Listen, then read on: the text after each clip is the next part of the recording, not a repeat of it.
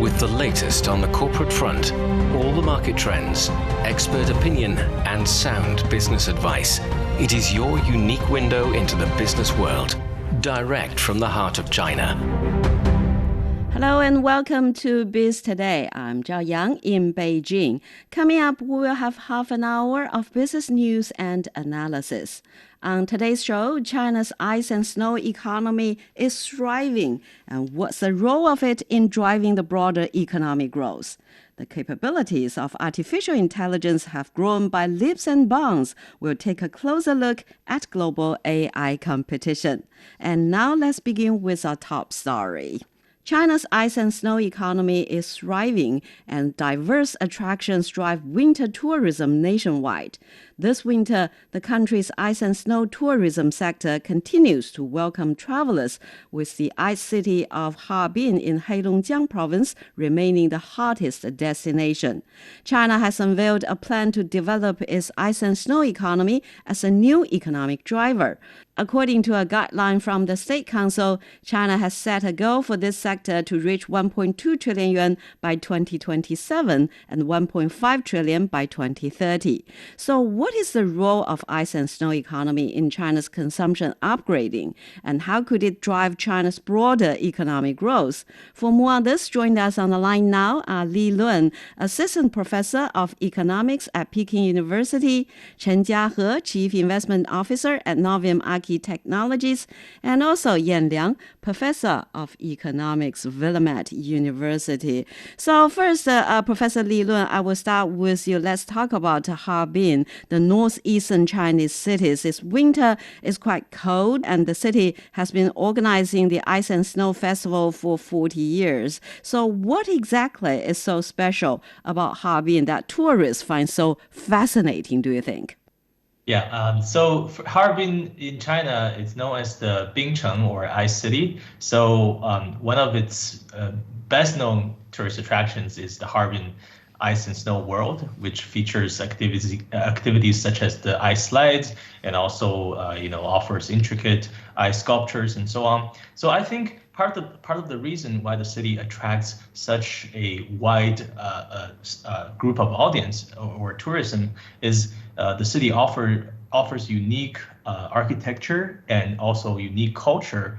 So it kind of provides a very distinctive experience. For example, after you visit the ice and snow world, you can go to the morning market, or you can take a hot bath in one of the traditional bathhouses. And also you can enjoy Harbin's unique cuisine, such as guobao rou or frozen pears.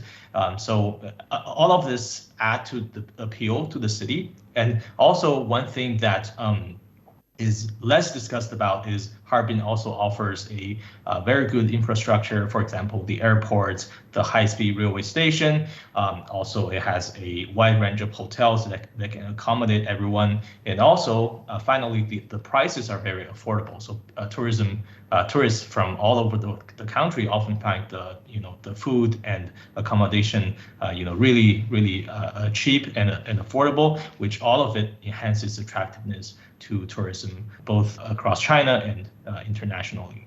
And Yan, so China has been trying to promote the ice and snow economy, and China has issued the guidelines to boost it, which includes promoting the youth participation in ice and snow sports, enhancing infrastructure and the industrial chain, and creating leading enterprises in the sector. So how do you view the role of ice and snow economy in driving China's economic growth?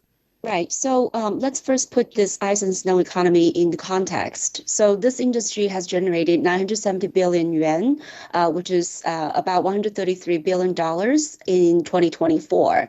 And as you just mentioned, it is estimated or projected to grow to about 1.5 trillion yuan by 2030. So it is a relatively large industry, but I think more importantly, this is not going to be a sort of siloed or isolated industry. As a matter of fact, I think the idea here is to not only promote just the winter sports and tourism, but also equipment manufacturing and cultural promotion. So all of these would be complementary elements to boost the industry's growth and build this unified industry ecosystem. As we know that China's this sort of a snow and ice economy is still in the early stage, even though we have seen really, like you said, big strides in growing this industry. For example, in terms of the facilities, it has gone up by 4 times from 2015 to today. But still, we're seeing this is a particular industry where there's a lot of demand and it's rising fast, and yet the supply is still not there. And so that creates, crowdedness and poor services in some cases, and also very high prices in some of the major ski resorts. So I think that's why with this kinds of existing demand and potential demand going forward, this is going to be an industry that is really worth investing. And not only that, as I just mentioned, there are other spillover effects that would benefit other industries. And as you also just mentioned, there has been a slew of potential, policies and measures will be rolled out. For example, like you said, introducing the sports to the youth early on, for example, by introducing winter sports in the physical education in middle school, high schools. So just, let the young kids, right, be exposed to these kinds of not only just sports, but also the culture early on. And there are other measures, for example, by easing credits and encouraging some of the IPOs of the related companies that would help to provide sufficient financing and also, provide more conducive environment for enterprises. And last but not the least, I think there's also a lot to be learned in this industry to overcome some of the seasonalities in terms of the challenges, right? So these facilities don't have to only have ski resorts. They could also open up for some of the summer events, summer activities like, hikings or boating or fishing and so on and so forth. So I think with these, it will really help to promote the industry and promote sort of the tourism all year long. And Professor Li Lun, actually, a lot of young people participate in this kind of ice and snow sports. And what's your understanding of the importance of young people in terms of boosting China's consumption and boosting the services sector? Thanks for asking. So myself is also a big fan of winter sports. I have recently just been to one of the ski resorts for snowboarding with one of my colleagues. So I think part of the role of young people in this boosting China's consumption and service sector is young consumers they're more inclined towards spending on their experiences, for example, spending on travel or entertainment. So if we have built a good infrastructure for example, the Harbin and also other winter attractions, this would significantly drive growth to the service sector, especially among the young, because they'll find it trendy to go there, and also they often follow more influencers on social media. So market trends are going to influence their demand significantly, and also can create a nationwide trendy topic or trendy destination. And finally, I think young people are very familiar with new technology and very quick to adopt new tourism products or new online services. And once they find it's fun, it's interesting, they will also bring their families and friends together with them. So I think young people are definitely a very important group to target. And finally, I'd like to ask to add is that for some of the more riskier winter sports such as skiing and snowboarding, I would still say the majority of the consumers are the young. So in order to, for example, improve the quality for these ski resorts and so on, I think we need to have a better understanding of the young people's actual demands. For example, if we talk about other countries like Switzerland, they offer free luggage they offer free check bags for their winter luggages.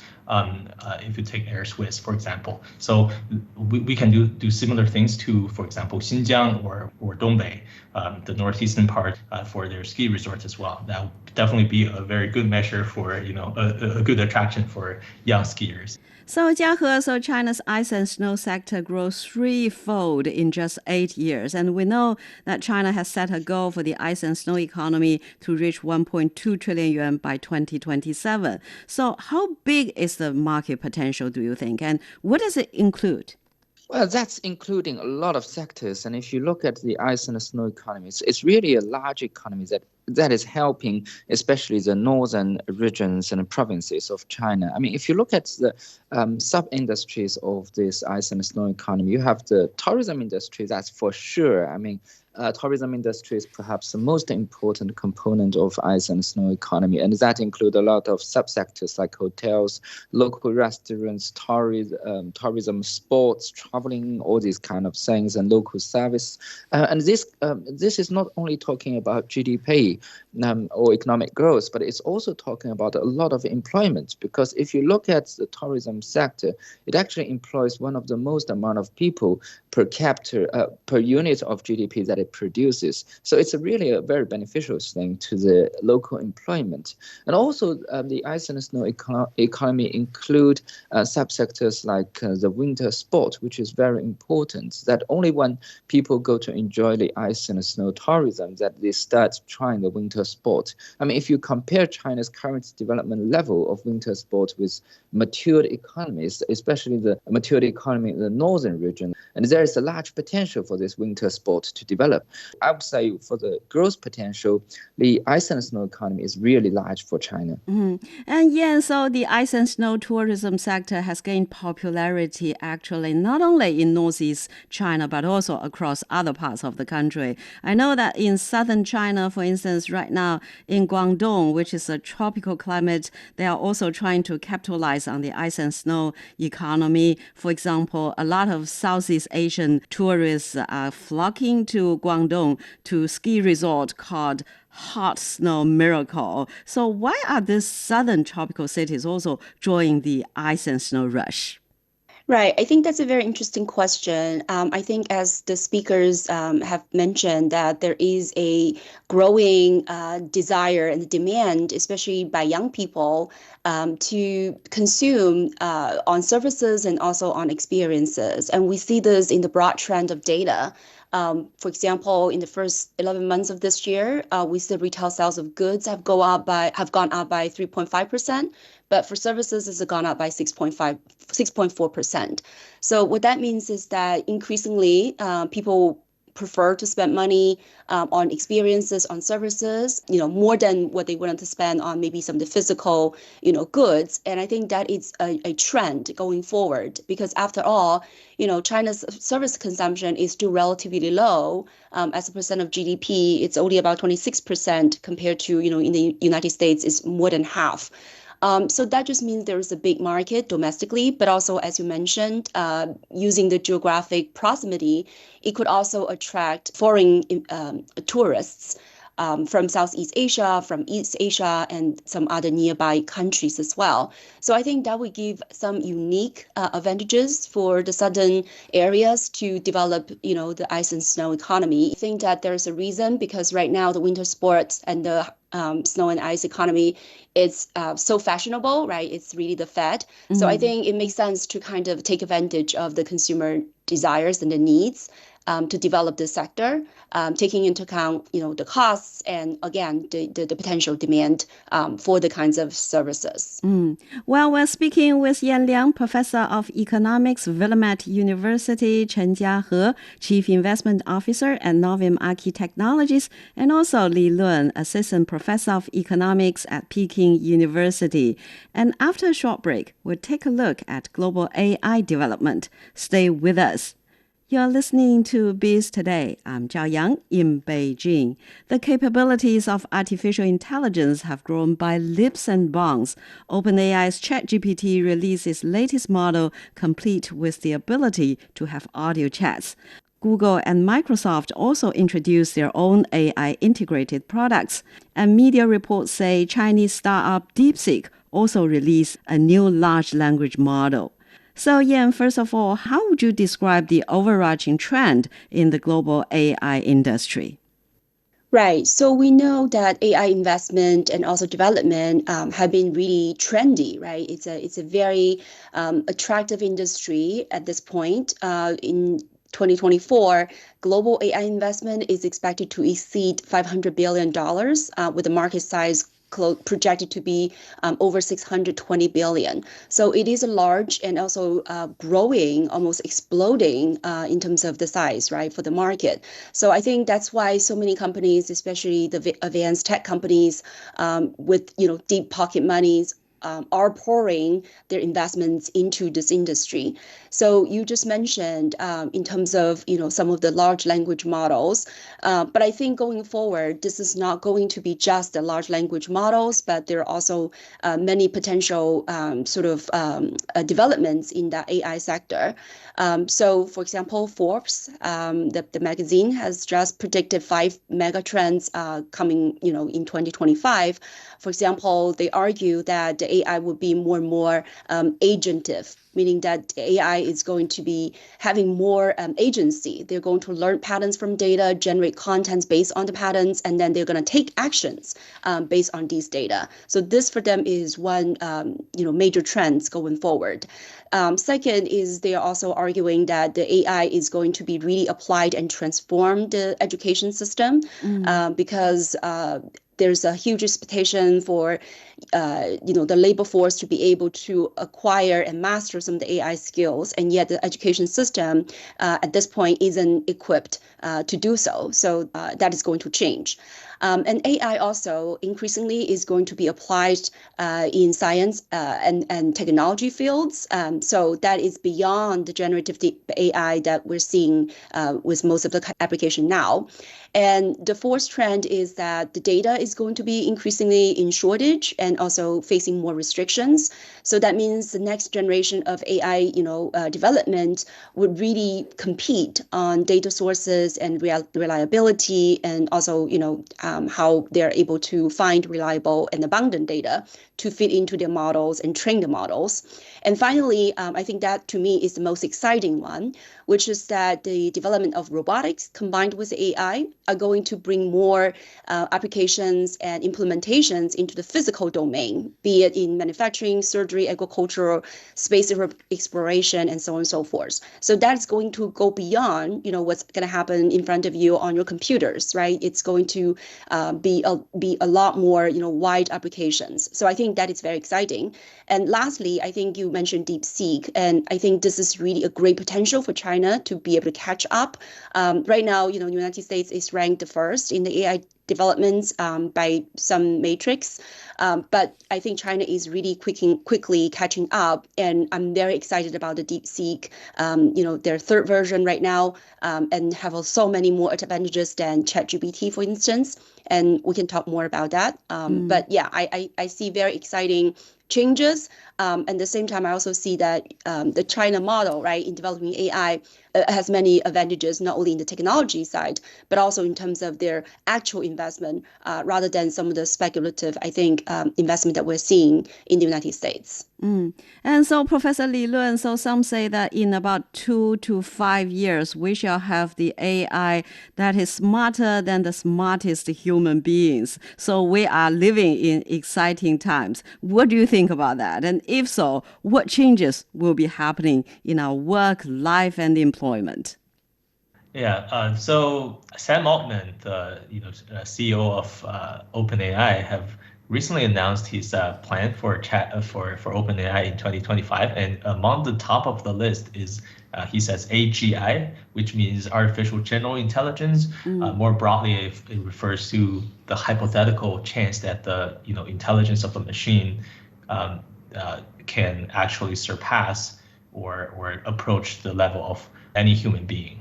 So in my personal experience, because I've already tried adopting AI in my classrooms and comparing the performance of AI large language models to students in terms of analyzing economic tasks and so on, I think I agree that in about 2 years or so, AI's intelligence is going to approach the level of an average or intermediate human being, and in about 2 to 5 years, AI is going to be smarter than us, the smartest of us. So what's is going to affect the everyday life of our workplace, of our society? So I think AI could automate a lot of the routine tasks that can save us time to focus on more complex and creative endeavors. And also it can, as Professor Yan just said, if we combine the AI technology into robotics in other service sectors, it can kind of integrate into our daily life and offer us, for example, more personalized service or healthcare or like care for the elderly.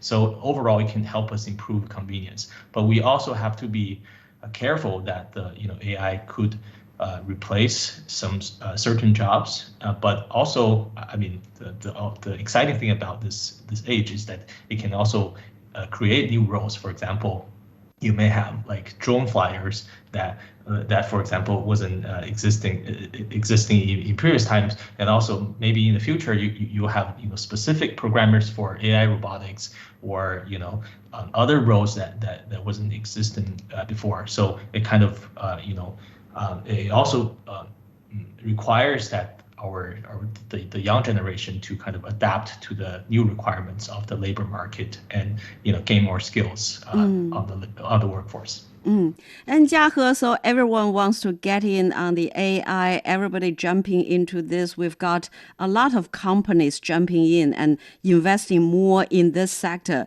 Is that paying off?